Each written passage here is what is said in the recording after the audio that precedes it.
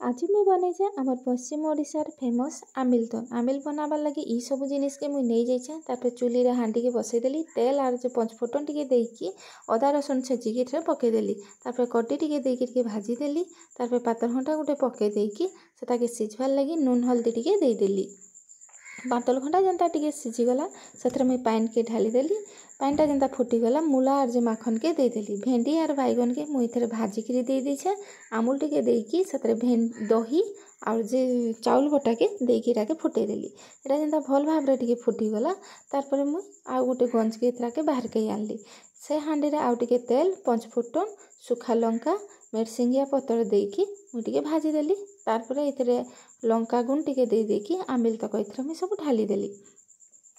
आमिल तक ढाली साइला परे तार उपरे मुई धनिया पतर टिके दे देली। धनिया पतर टिके दे देला परे केनता सुंदर दिसुचे ना मोर आमिल तो।